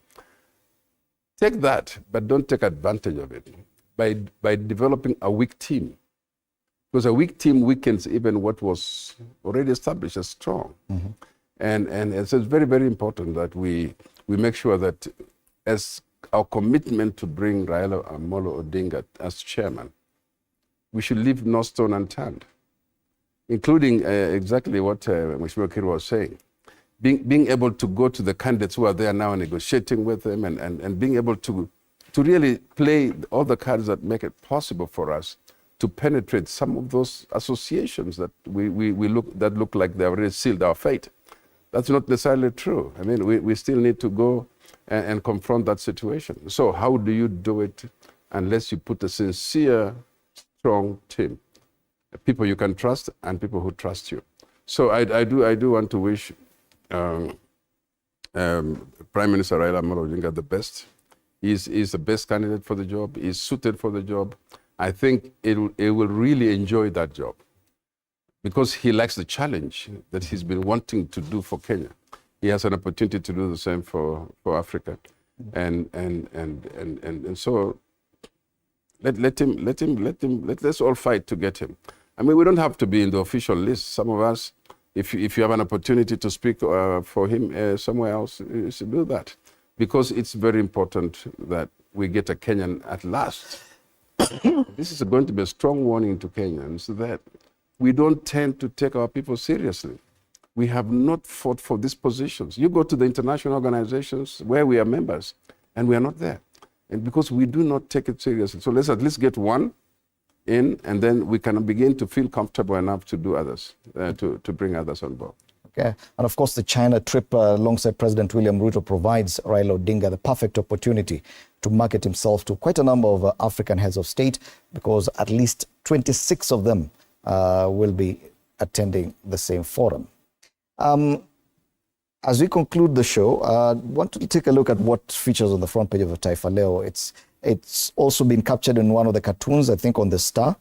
It talks about the succession politics that has been ignited or prompted by Raila Odinga's exit from local politics. Now we're talking about local politics, how it could play, but then again, his move and his official launch as he moves to the AUC, seeking that position, has changed a lot locally. Yeah. Kalonzo Musyoka has come out to say he's the official leader of opposition, a position also claimed by Junet Mohammed of ODM, forgetting even about what happens in Parliament. The succession of what we know as opposition, the Azimio formation, of which Uhuru Kenyatta is still its patron, is a kind of battle we are seeing on the front page of Taifa Leo. Wapigania Uhuru. I had a problem with that because it could be misinterpreted to mean Mau Mau wakipigania Uhuru. The two gentlemen are fighting over Uhuru Kenyatta. And for it to make it to the front page, it's definitely, each one of them needs the support of the retired president in one way or the other. But this succession politics will also dominate a lot as we move forward towards 2027. If you can put that in the mix of what has happened last week in Nyanza, What do you see going forward in as far as opposition is concerned? Well, I see a number of formations. One that is very clear is the reincarnation of the ODM of 2007, where many members now of the government were together in 2007, starting with the president himself, who was a member of the Pentagon. Prime Minister Musalia Mudavadi was a member of Pentagon. The Speaker of the Senate was a member of the Pentagon. No, not Pentagon, but as mere formation. Not ODM formation. And therefore, this is a Western alliance that is taking shape, where the president is trying to win over Raila'S supporters. Now, the only missing link is that should the mountain move in a different direction from that of the president, it is going to be Kalonzo Musyoka who will decide the fate of the next election. Why am I saying that? I'm saying that because when you see all formations, it is high indication that the next election will be like that of 2007, except 2007, Kalonzo Musyoka was running alone, and he got a substantial number of votes. So whichever ticket is going to play in this particular election, whether he's supporting somebody or he's being supported by somebody, is going to be a formidable candidate against the current president. So the current president must be also preparing himself, should he lose the mountain, which he got 47% of the votes, how is he going to replace them? Perhaps by going to Nyanza, and perhaps by trying to embrace as many supporters of Raila as possible, including the inclusion in the cabinet of Wycliffe Oparanya from Western and Joho from Nyanza Coast. So these are some of the things that you see. And that's why this campaign for Raila is not sitting very pretty. There are those who may actually fight Raila, not because he does not deserve the AU position, but they are disappointed that he has allowed perhaps the current president to get unnecessarily more votes than he should have gotten, given the fact that GNCs the other day were in the street campaigning against the current president and the current regime. The same demonstration Raila had last year was overtaken by GNCs, and Raila became beneficiary of GNC demonstration, because when Raila was demonstrating, the president never called him. When GNCs went to the street, Raila was called. And given those 5 positions, people called 4, but there are 5 because there is our young girl from Turkana, Beatrice Moe. So when you look at it, it is the height of pretense.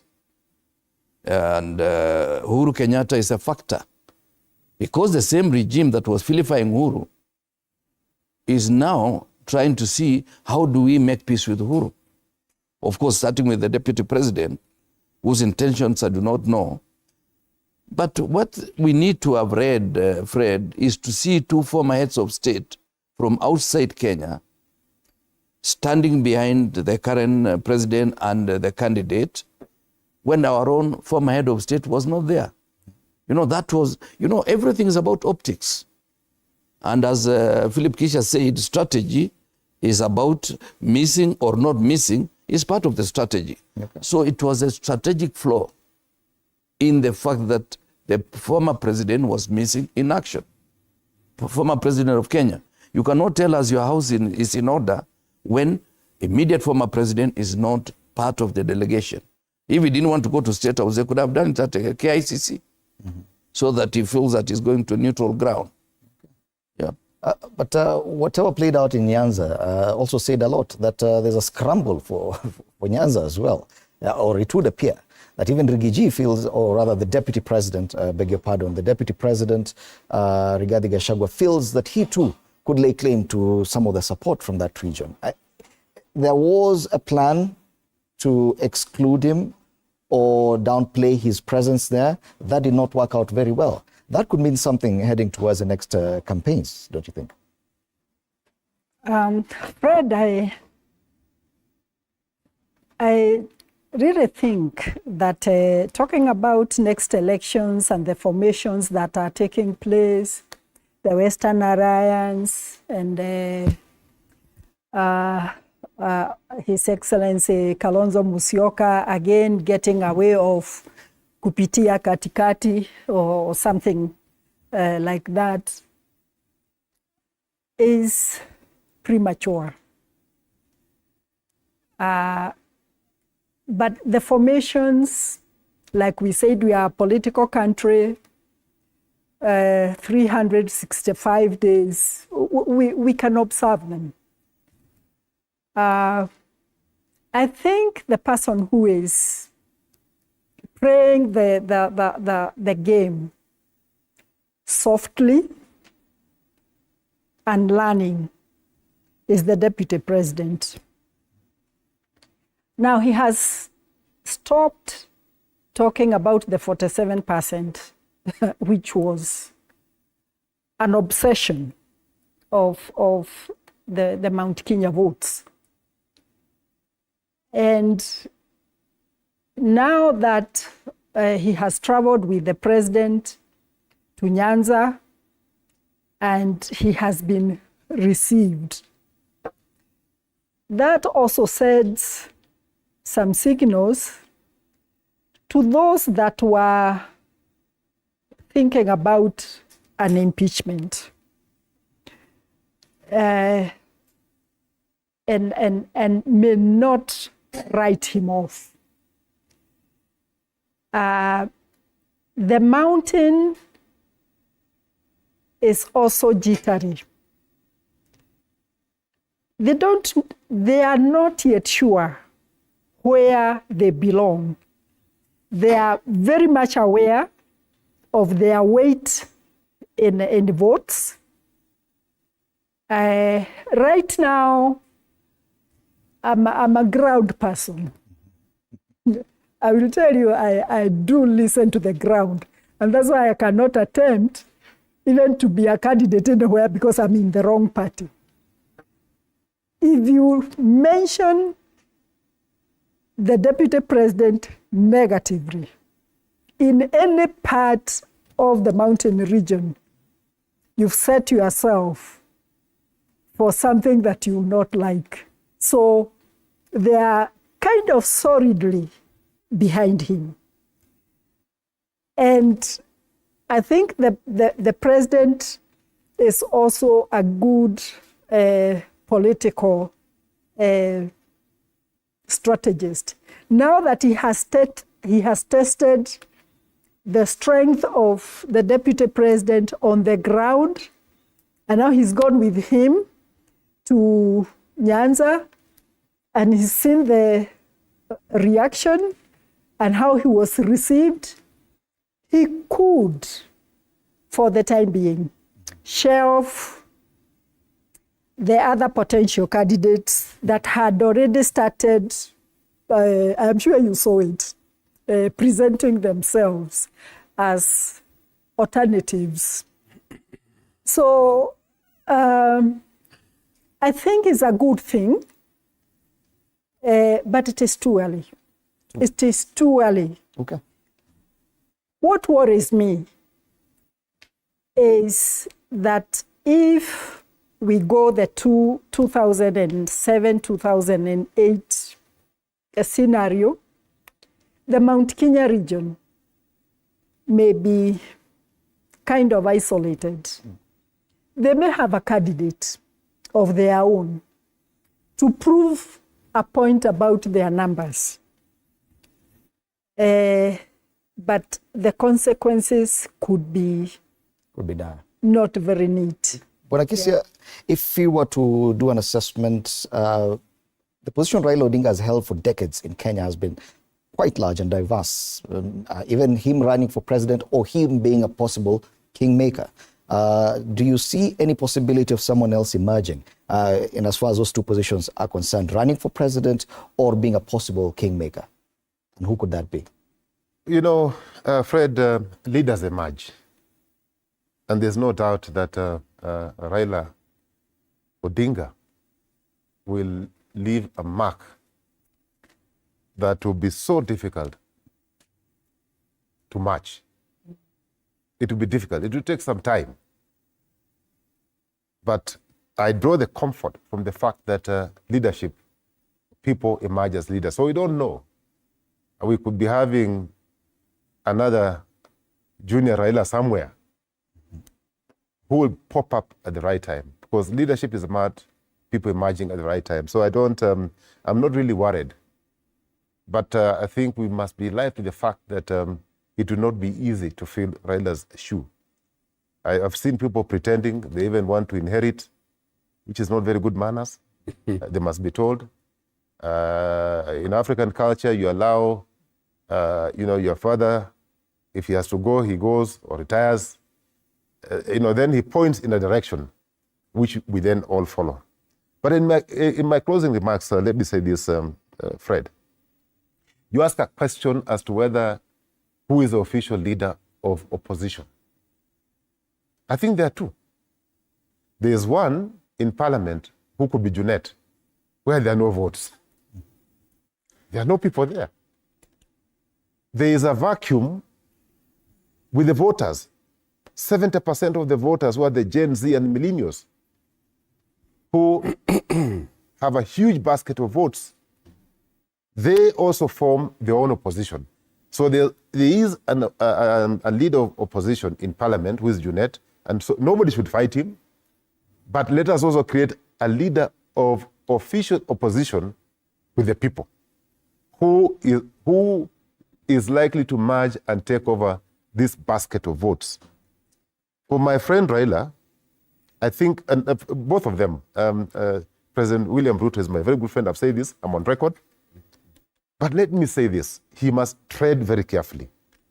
He must not make the mistake of hanging on this thing that I've heard people saying. I heard my senior brother Kiro say that he'll come to a point, if Raila doesn't get it, he will say that I tried my best. Si nilijaribu, sata muliona, nikaweka kila kitu, nikaleta watu. He must tread very, very, very carefully. Okay.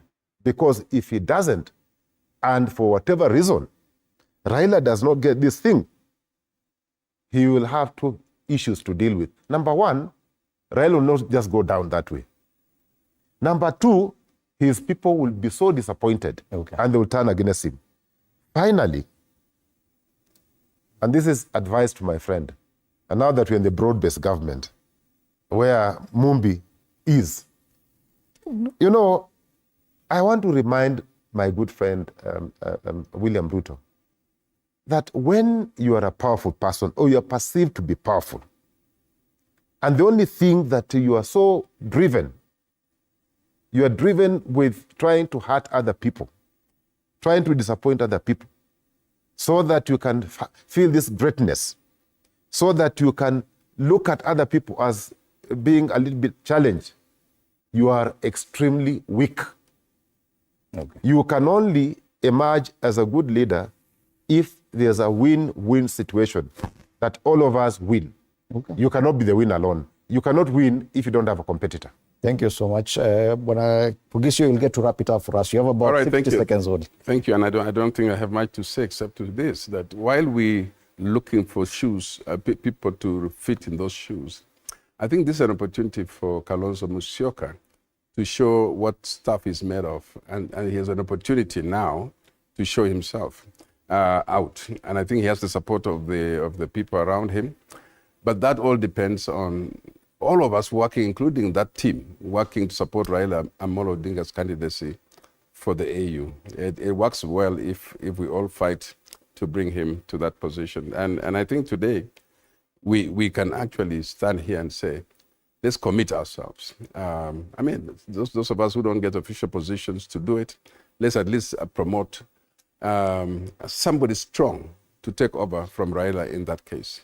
And I think somebody who has aligned himself right now is Kalonzo Musyoka. What Junet is saying is, as usual, political statements here in the barazas. But the truth is, you need somebody outside of Parliament to show that leadership. And I hope that Kalonzo raises his standard to that level. Okay.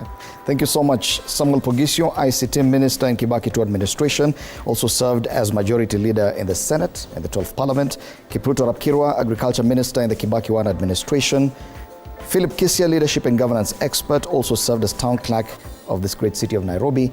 And last but not least, Dr. Mumbi Ngaru, who has served as a member of the East Africa Legislative Assembly, and before that as Mayor of Thika Town. Thank you so much, ladies and gentlemen, for your very well considered opinions on these matters we've discussed, the AUC chairman's bid that we've really focused on, and we do thank you for your contribution. Dear viewers, today we have the debut of the Monday Blitz sports serving every Monday right here on Morning Cafe. That comes immediately after the break. Do stand by for that. Of course, Mazinga Ombwe ilionekana all